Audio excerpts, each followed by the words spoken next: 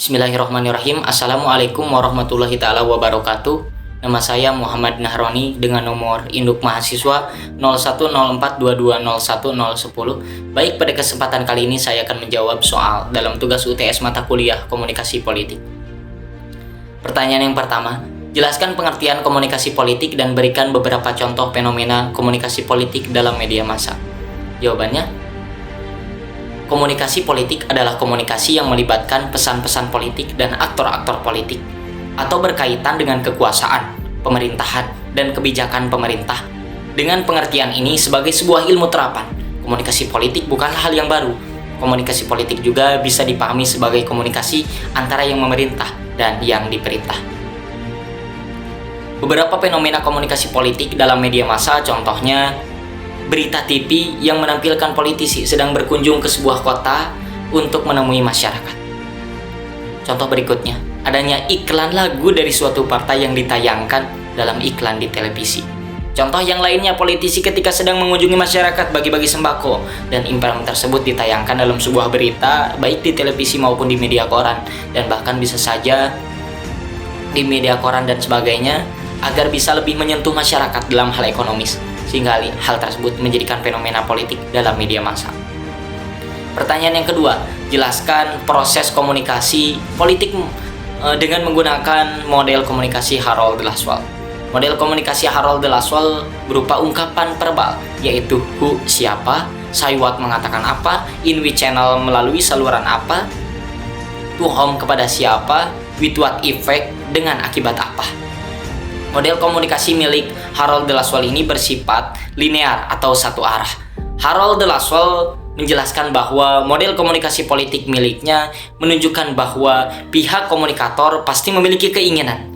Keinginan untuk apa? Untuk dapat memberikan pengaruh kepada penerima.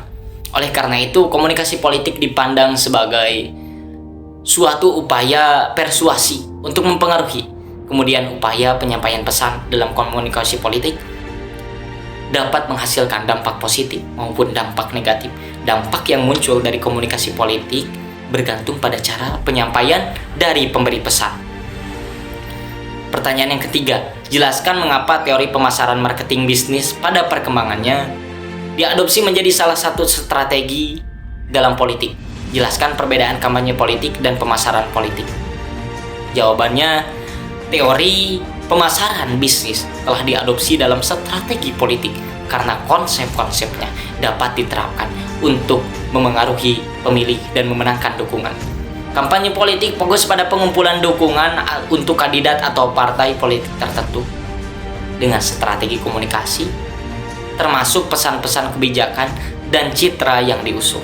Sementara itu, pemasaran politik adalah penerapan teknik pemasaran untuk mempromosikan kandidat atau partai dengan memperhatikan segmentasi pasar, penempatan pasar, dan penggunaan media untuk mempengaruhi opini publik.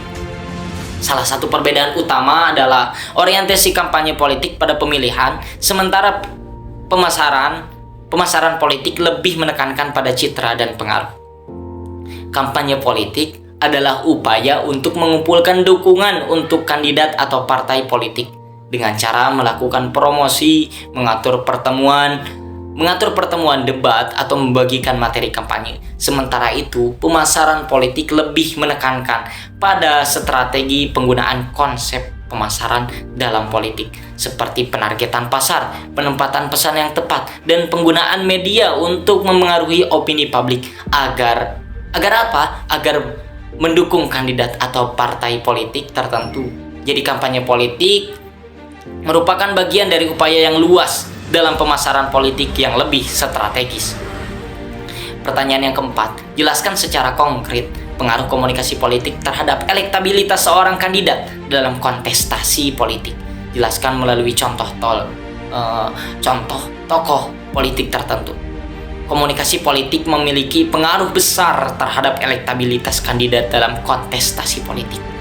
Seorang kandidat yang mampu menyampaikan pesan yang kuat, meyakinkan, dan relevan kepada pemilihnya dapat meningkatkan elektabilitas. Contohnya adalah Barack Obama. Dalam kampanyenya, Barack Obama menggunakan teknik-teknik komunikasi yang kuat seperti pidato-pidato yang menginspirasi, pendekatan yang inklusif, dan pemanfaatan media sosial dengan efektif.